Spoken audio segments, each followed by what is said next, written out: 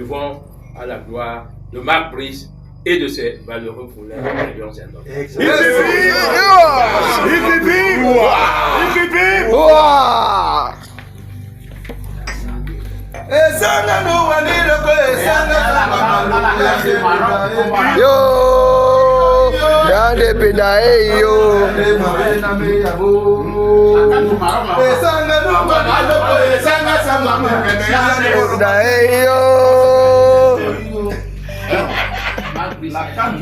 Buvons à la gloire de Marc Brice. Cet instant figé dans cette vidéo où Narcisse Mouele-Kombe, ministre des Sports et de l'Éducation physique, s'abreuve au champagne comme un capitaine, vantant un triomphe sur un navire en feu. Le liquide doré coule à flot dans le verre scintillant, pendant que le peuple, lui, semble laisser à la soif des vérités plus amères. Sous les éclats de cette fête en trompe-l'œil se cache un couronnement. Celui d'un étranger à la tête des lions indomptables du Cameroun. Un trophée que le ministre brandit avec l'ivresse d'un roi sans cour.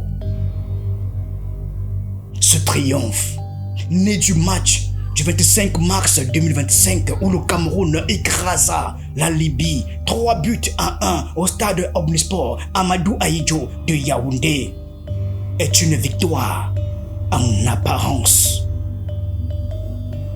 Ce match crucial comptait pour la 6e journée des éliminatoires de la Coupe du Monde 2026. Une étape décisive dans la quête d'une place au sommet du football mondial. Mais les bulles de ce champagne, célébrées comme un élixir d'espérance, ne sauraient masquer l'écume des frustrations populaires. Car pendant que Narcisse Mouele-Kombe trinque à la gloire d'un homme étranger, le Cameroun profond, lui, demeure prisonnier d'attentes délaissées. Ses cris étouffés sous le bruit des coupes levées. Dans ce tableau flamboyant, le champagne devient métaphore d'un faste éphémère, de ces repas royaux où la fête anesthésie les silences lourds de reproches. Ce verre levé est moins un hymne au succès qu'un voile jeté sur les luttes invisibles, les blessures sourdes qui rongent le socle même du sport national. Narcisse Mouele-Kombe, ivre de faste, semble oublier que le vrai pouvoir ne se boit pas dans des flûtes, mais s'est construit dans les cœurs qui battent en dehors des palais. Buvons à la gloire de Marc Brice et de ses valeureux fouleurs des lions indomptables.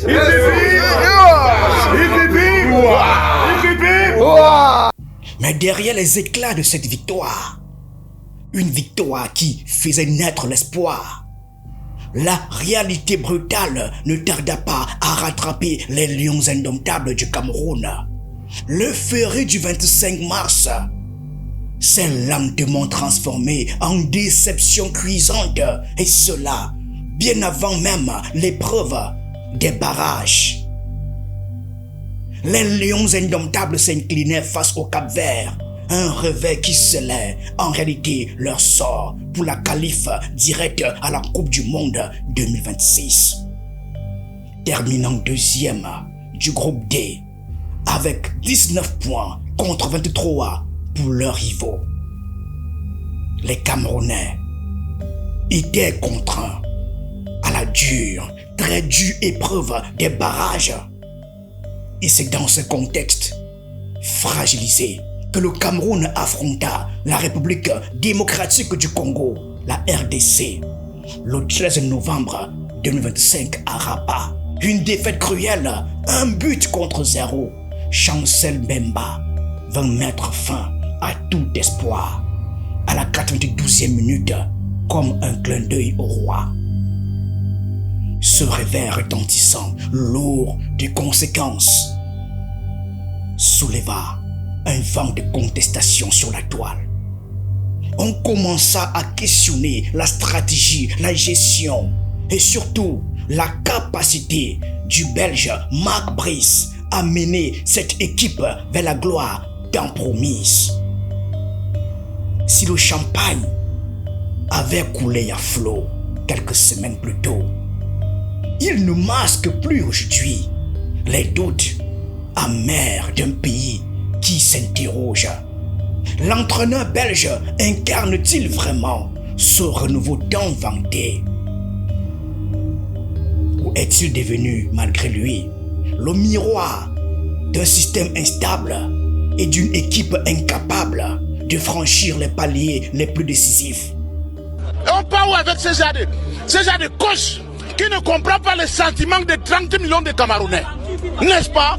Nous, les Camerounais qui sont ici aujourd'hui, on a pris le courage d'être ici. Parce que la plupart de nos compatriotes sont à la maison. Ils ne peuvent pas prendre ce genre de bêtises. C'est parce que nous, on aime ce pays. Et on voulait l'accompagner jusqu'au bout. N'est-ce pas? C'est pour cela qu'on est là ce soir. Le départ de Rigobert Song en février 2024 a marqué un tournant lourd de signification pour le football camerounais. Son contrat de manager-sélectionneur n'a pas été renouvelé. Une décision annoncée par le ministère des Sports et de l'Éducation physique, sans véritable justification publique. Et pourtant, derrière cette page tournée se cache le symbole d'un début de lutte. Une lutte sourde, presque invisible mais féroce, entre deux camps. Un bras de fer entre la Fédération camerounaise de football, dirigée par Samuel Eto'o-Fils, et le ministère des Sports et de l'Éducation physique, dirigé par Narcisse Mouelle-Kombi. Rigobert Song, ancien capitaine des Lions Indomptables, avait pris les rênes de l'équipe en mars 2022, avec la lourde tâche de redresser un navire vacillant.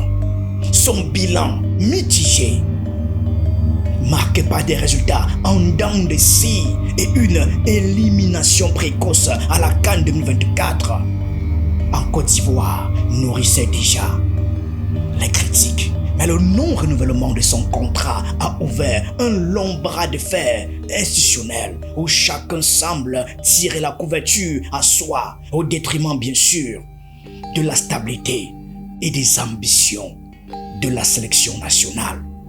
Quand le sélectionneur Rigobert Song était là, votre propre frère, vous ne l'avez pas laissé entraîner, créant des polémiques et contre-polémiques et encore des polémiques, juste parce que vous n'aimez pas voir votre propre frère évoluer.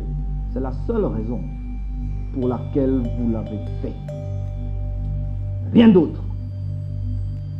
Mais, grand frère Rigobert, je suis fier, malgré tout ce qu'on a pu dire sur toi, du travail accompli. Il avait deux missions.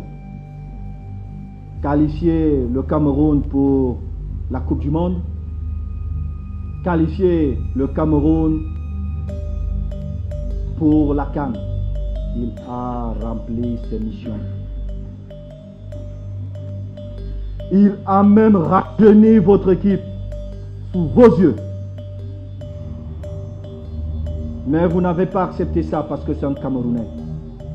Parce qu'en réalité, vous êtes décomplexé, chers frères. Samuel Eto'o, l'icône du football africain.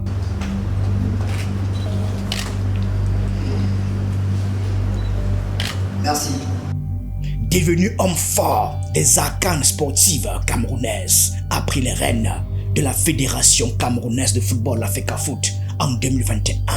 Son arrivée avait été perçue comme un vent de renouveau, un espoir porté par la légende des pelouses la star du FC Barcelone, de l'Inter Milan, un homme censé insuffler un souffle nouveau et rompre avec les travers d'une gestion longtemps décriée. L'ex-champion, auréolé de ses exploits internationaux, s'était alors engagé à refonder l'édifice footballistique national. Il avançait, porté par une immense popularité et une stature incontestable. Nous avons réconcilié la famille du football camerounais. Lors de ma campagne, je m'étais engagé à apaiser les tensions dans la famille du football camerounais. Comme promis, nous l'avons fait, en misant sur ce qui nous unit tout en nous défendant contre les forces qui tendent à nous diviser. Mais rapidement, la réalité politique et institutionnelle s'est révélée plus complexe que prévu. Déjà au cœur des tensions internes, Eto'o s'est retrouvé à jongler entre un rôle d'administrateur et les exigences d'un ministère des Sports aux ambitions parfois divergentes. Aujourd'hui, alors qu'il s'avance vers l'élection du 29 novembre 2025 pour un nouveau mandat quasi assuré en tant que candidat unique, cette bataille s'annonce comme bien plus qu'un simple vote. C'est une lutte pour maintenir son emprise dans un environnement où le pouvoir et la passion s'entremêlent dans un équilibre précaire. Le 10 novembre 2025, dans un geste au poids symbolique fort, le sous-préfet de l'arrondissement de Mbankomo signe l'autorisation officielle ouvrant la voie à l'Assemblée générale élective de la Fédération camerounaise de football. La déclaration de manifestation publique est délivrée à Isaac Noé Mandong, secrétaire général de la FECAFOOT. Et cette déclaration, loin d'être un simple parchemin administratif, est en réalité la clé qui déverrouille l'accès à une joute décisive prévue le 29 novembre au cœur même du temple du football national, le centre d'excellence de la CAF en Mbankomo.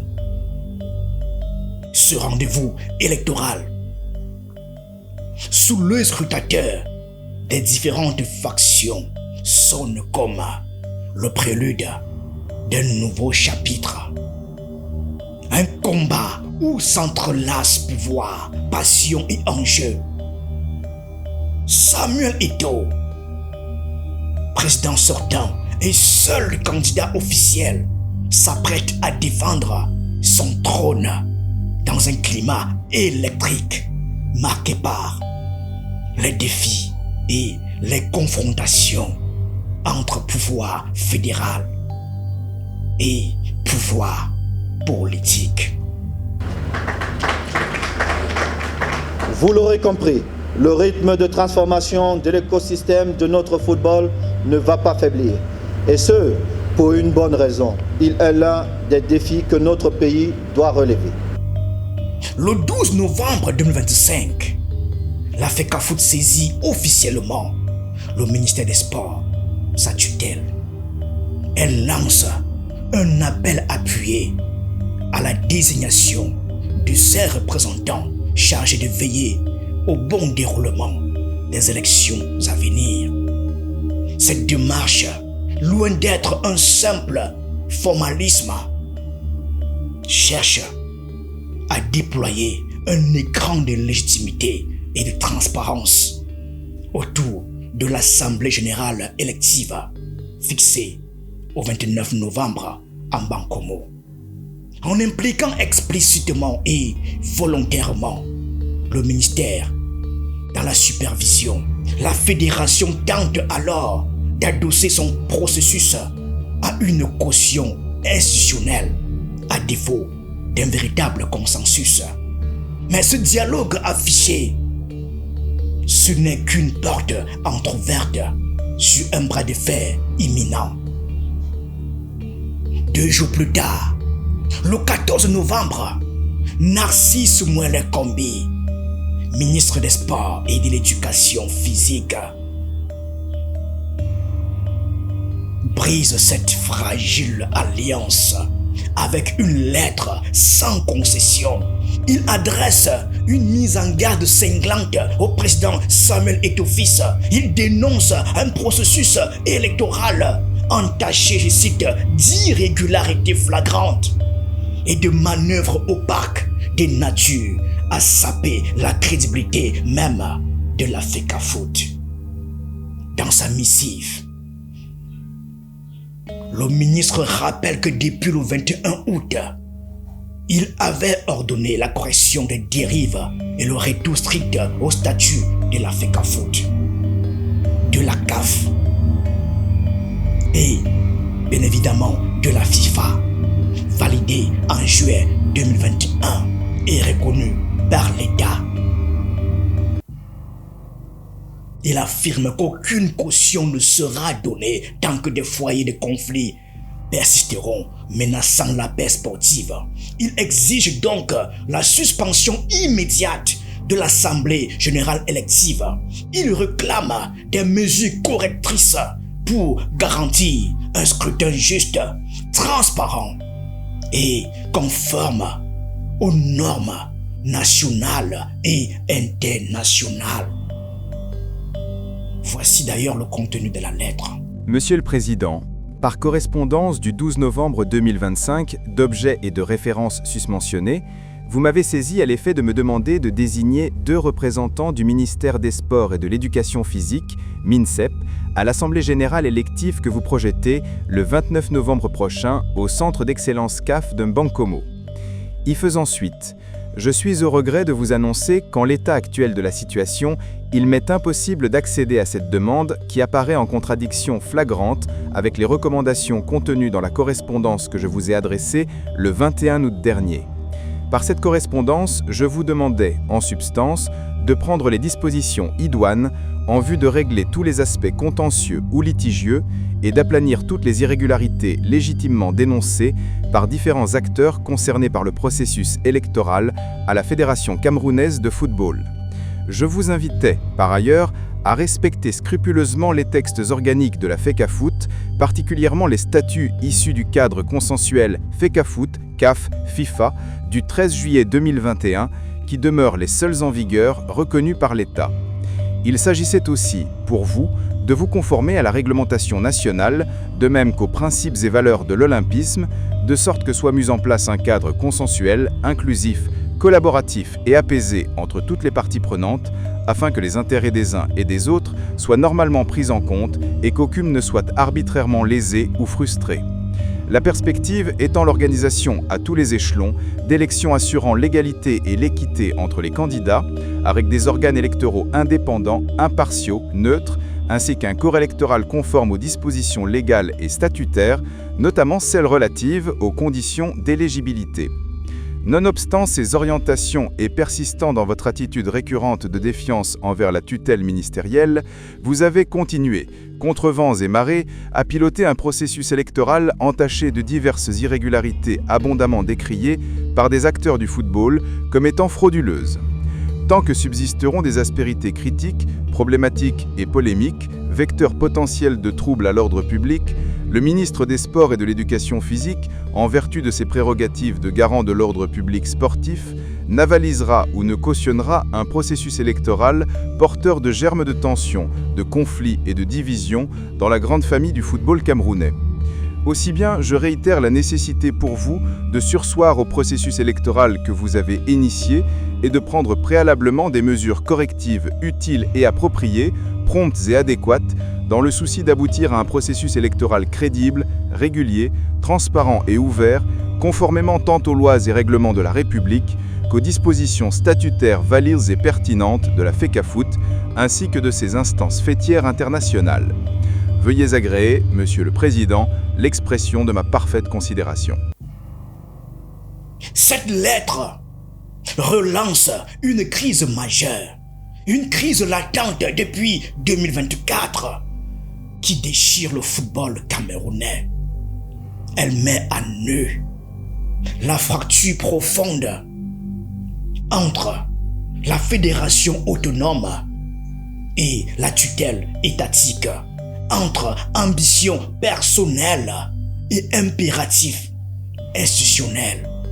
Elle plonge la gouvernance du sport roi dans une tempête politique sans précédent au Cameroun. Et ce n'est pas tout. Voilà qu'une lettre d'une rare fermeté circule immédiatement sur la toile, celle du président de la FECAFOOT, adressée au ministre des Sports, à peine quelques heures après le coup de sémence officiel. Une lettre dont nous n'avons pas pu certifier l'authenticité. Objet, votre correspondance du 14 novembre 2025 relative à l'Assemblée générale élective de la FECAFOOT.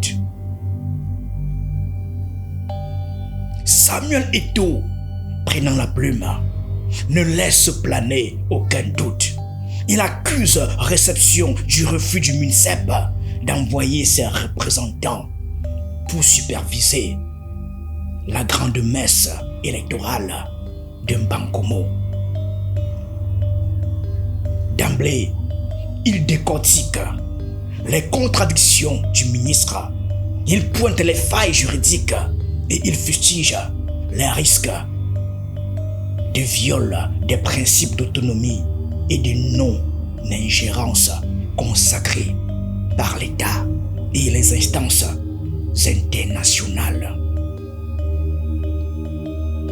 La FECAFOOT, posture droite, déroule ses arguments.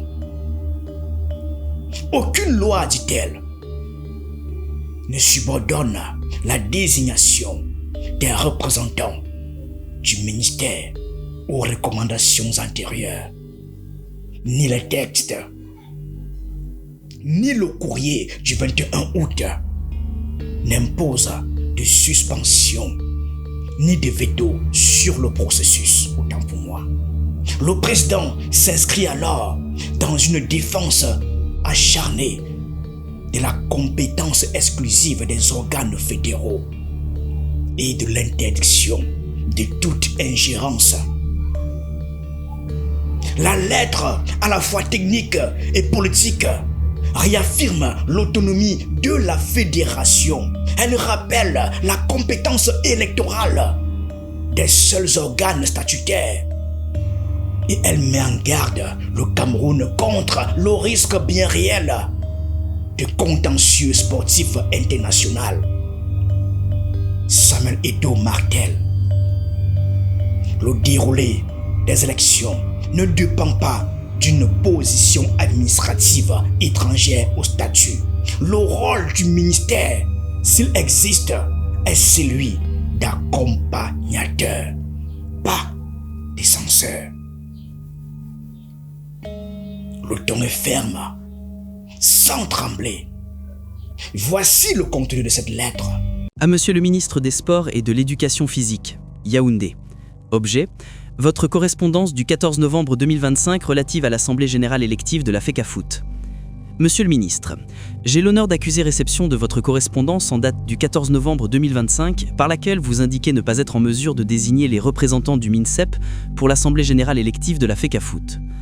Après analyse juridique approfondie, je me vois dans l'obligation d'en relever les contradictions majeures, les limites de fond et de forme, ainsi que les risques d'atteinte aux principes d'autonomie et de non-ingérence consacrés tant par les textes nationaux que par les engagements internationaux de l'État du Cameroun.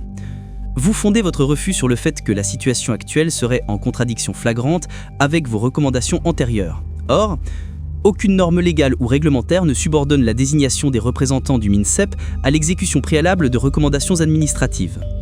La correspondance du 21 août 2025, citée en référence, ne comporte aucune injonction suspensive, encore moins de disposition de nature à conditionner la poursuite du processus électoral. Le MINSEP n'est investi d'aucun pouvoir d'appréciation ou de qualification de la situation pouvant justifier la paralysie du fonctionnement d'une fédération sportive reconnue par l'État. Ainsi, l'impossibilité que vous invoquez ne procède d'aucun fondement juridique objectif, mais d'une interprétation personnelle dénuée de portée normative. Vous rappelez la nécessité de respecter les statuts de la FECAFOOT, le cadre consensuel FECAFOOT-CAF-FIFA du 13 juillet 2021, ainsi que les lois de la République. Je me permets de souligner que ce même cadre, reconnu par l'État, consacre expressément l'autonomie des fédérations sportives, l'interdiction de toute ingérence administrative dans leurs processus électoraux, la compétence exclusive des organes statutaires pour conduire les élections. En conséquence, les demandes que vous formulez, tendant à imposer des mesures correctives préalables à la tenue du scrutin ou à conditionner la participation du MINSAP à des actions unilatéralement appréciées, excèdent les prérogatives que vous confère l'ordonnancement juridique. Elles contredisent en outre l'article 14 du cadre FECAFOOT-CAF-FIFA, qui prohibe explicitement toute intervention susceptible d'affecter l'intégrité du processus électif.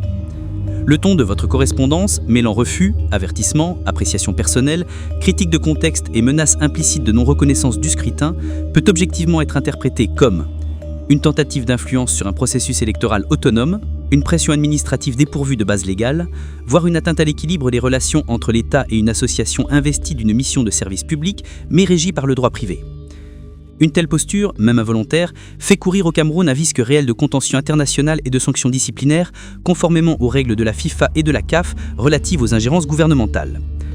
Je tiens à rappeler avec fermeté, mais dans un esprit de collaboration, que la conduite du processus électoral relève exclusivement des organes statutaires de la FECAFOOT, que le rôle du MINSEP, tel que défini par les textes, est d'observer et d'accompagner, non de conditionner ou d'orienter, que l'absence volontaire des représentants du ministère ne saurait en aucun cas affecter la validité du scrutin dès lors que les statuts ne confèrent au MINSEP ni pouvoir de certification ni droit de veto.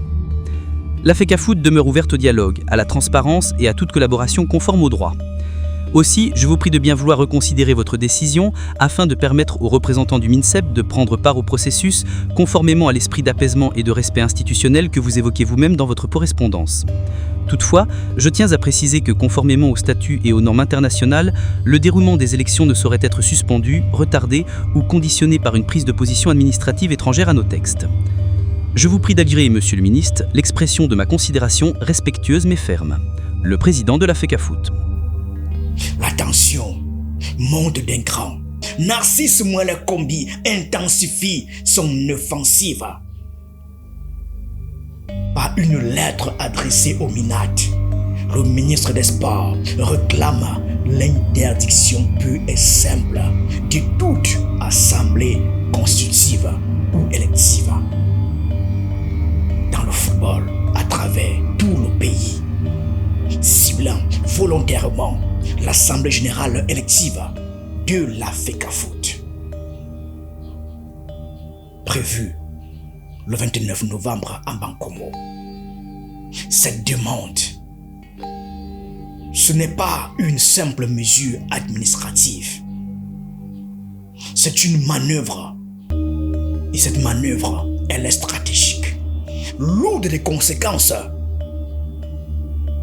Dans son courrier, il évoque les nombreuses, je cite, irrégularités, les exclusions arbitraires, les clubs fictifs et surtout les dangers que ce climat de division représente pour l'ordre public sportif et pour la cohésion nationale. Il décrit un processus électoral entaché, un processus générateur de, je cite, menace à l'ordre public, un processus dont l'issue pourrait, selon lui, fracturer durablement le football camerounais. On vous laisse apprécier la lettre. 1. Monsieur le ministre de l'Administration territoriale. Yaoundé. Objet. Interdiction des assemblées constitutives et ou électives dans le domaine du football, y compris celles projetées pour le 29 novembre 2025 à Mbankomo, par la FECAFOOT. J'ai l'honneur de solliciter de vos services compétents, sur toute l'étendue du territoire national, l'interdiction de toutes les assemblées constitutives et ou électives dans le domaine du football, y compris celles projetées par la FECAFOOT le 29 novembre 2025 à Mbankomo. Cette mesure conservatoire permettra d'envisager sereinement avec tous les acteurs concernés la possibilité de l'organisation à terme d'un processus électoral concerté, inclusif, apaisé et transparent. En effet, notre attention a été attirée sur les menaces à l'ordre public générées par le processus électoral initié par la FECAFOOT dans la perspective de la désignation des responsables de l'exécutif fédéral du football pour les 4 prochaines années.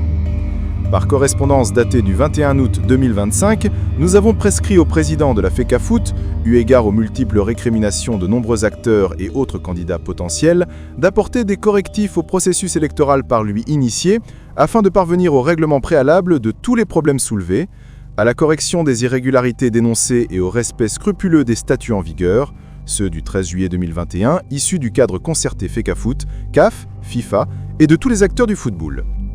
En dépit de ces orientations ministérielles relatives à l'établissement d'un cadre inclusif, consensuel et apaisé, le président de la FECAFOOT a continué ce processus manifestement irrégulier. Ceci dans une attitude de défiance envers l'autorité de l'État et contre l'avis de la tutelle, à qui la loi numéro 2018-014 du 11 juillet 2018, portant organisation et promotion des activités physiques et sportives au Cameroun, confère la charge de contrôler, pour leur entrée en vigueur, la conformité des textes organiques des associations sportives aux lois et règlements de la République, article 7-2, d'autoriser le fonctionnement des fédérations sportives civiles nationales par l'octroi d'un agrément, article 44-2, de veiller, de coordonner et de promouvoir les activités physiques et sportives, article 87, ou encore de sanctionner, par suspension des activités ou retrait d'agrément, toute association sportive indélicate, article 87-2. Les aspects incriminés sont, entre autres, la violation de la loi, la violation de diverses dispositions statutaires pertinentes, l'exclusion ciblée et arbitraire de certains acteurs et potentiels candidats, l'intégration dans le corps électoral des clubs et ligues fictifs, les contentieux non réglés avec divers acteurs et membres des corps de métier du football, le non-respect des orientations spécifiques de la tutelle ministérielle, les menaces à l'ordre public sportif. Ces irrégularités et autres faits présentés comme frauduleux suscitent de plus en plus de très nombreuses protestations, contestations, dénonciations, récriminations et plaintes de divers acteurs arbitrairement exclus ou simplement outrés. Ainsi, certains appellent à la dissolution pure et simple de la FECAFOOT par retrait d'agrément et d'autres à la création d'une nouvelle fédération en charge de notre football. Dans la même veine, une nouvelle association baptisée Association camerounaise de football 7 a été créée avec pour ambition d'organiser le football amateur dans les régions du Nord-Ouest et du Sud-Ouest exclusivement, ce qui constitue une menace à la cohésion nationale. Bien plus, face à la surdité des responsables de la FECAFOOT, un groupe important d'acteurs du football, conduit par le sénateur Albert Mbida, a décidé de lancer son propre processus électoral. Il a publié le calendrier y relatif à travers un communiqué daté du 7 novembre dernier. Le 12 du même mois, le collectif des acteurs du football nous a saisis pour demander la suspension de l'Assemblée générale élective projetée par la FECAFOOT. La liste n'est pas exhaustive, comme en témoignent les pièces annexées à la présente. De son côté, M. Eto fils entend, contre l'avis de la tutelle et malgré les dysfonctionnements suscités, organiser une assemblée générale élective au niveau fédéral le 29 novembre 2025 dès 8h au centre d'excellence d'Ambankomo. Il convient de souligner que plusieurs acteurs menacent de perturber la susdite assemblée. Les multiples contestations et actions parallèles sur fond de crise, ci-dessus répertoriées, menacent l'ordre public en général et l'ordre public sportif en particulier. La mesure conservatoire d'interdiction sollicitée concourt à ce maintien et à sa préservation. Cohésion sociale, conformément aux lois et règlements de la République. Elle ne remet nullement en cause les règles des instances fêtières du football, lesquelles obligent les associations membres au respect des lois des États, article 3-1 du règlement de gouvernance de la FIFA, et à l'observance des principes de non-discrimination, d'égalité d'opportunité, de neutralité, article 4 des statuts de FIFA, de transparence et d'ouverture dans le cadre des processus électoraux, article 41 des statuts. Dans le contexte post-électoral sensible que connaît notre pays, et où le président de la République vient d'exhorter ses compatriotes à l'unité, au rassemblement et à la paix, le football devrait davantage être un facteur de cohésion nationale et non un vecteur de division entre Camerounais. Aussi, nous suggérons qu'une grande attention soit accordée au traitement de la situation critique en cours à la FECAFOOT, situation dont la gravité est patente et préoccupante. Ce coup de force place désormais le MINAC au cœur de la bataille, tandis que la FECAFOOT, toujours campée sur ses positions, voit son avenir ballotté entre légitimité fédérale et pression étatique. L'enjeu dépasse le stade et les bureaux de la fédération. c'est tout un pays en pleine effervescence politique qui retient ici son souffle quelques jours après la présidentielle. Dans cette guerre latente où se joue l'honneur et le contrôle du football national, une rumeur enfle sur la toile, faisant état d'une interdiction imminente de l'Assemblée élective par Paul Atangandji, le patron du MINAT. Mais ce n'est qu'une rumeur, ce n'est qu'un murmure, une ombre flottante dans un ciel déjà bien chargé. Le vrai verdict, celui qui décidera du sort du 29 novembre, se fera attendre dès lundi 17 novembre, période où tombera le dernier mot du maître de la territoriale. Cela peut être le destin du football camerounais. En attendant, un regard attentif revient sur la déclaration de manifestation publique délivrée par le sous-préfet de Mbankomo le 10 novembre. Un détail saute aux yeux, chargé d'une lourde menace. Toutefois, si l'activité projetée est de nature à troubler gravement l'ordre public, elle sera, à défaut d'être délocalisée, purement et simplement interdite. Ainsi, derrière la lettre officielle et les grandes proclamations, plane toujours le spectre d'une interdiction brutale. La partie n'est pas terminée, loin de là. Et si Paul Atangandji venait vraiment à interdire cette assemblée du 29 novembre, que ferait alors Samuel Eto'o? Figure indomptable, farouche gardien de son mandat, refuserait-il de plier face à la tutelle, bravade ultime d'un homme qui a fait de la FECAFOOT son royaume? Ou choisirait-il la voie du compromis dans un pays où chaque décision se négocie au feu des alliances et des coups bas? Pour l'instant, le silence est de mise. Mais dans l'ombre de cette attente, un frisson parcourt les arcanes du pouvoir sportif. L'interdiction serait un coup de tonnerre, une bombe lâchée dans un ciel déjà chargé, un ciel orageux. Elle mettrait en rude épreuve la ténacité d'un président qui a su défier ministres et opposants. La partie devient alors un jeu d'échecs. Chaque déplacement révèle un peu plus la bataille d'influence qui déchire le Cameroun sportif. La balle est dans le camp de Paul Atangandji. Mais le roi Samuel Eto'o ne s'avoue jamais vaincu avant le coup de sifflet final. Merci.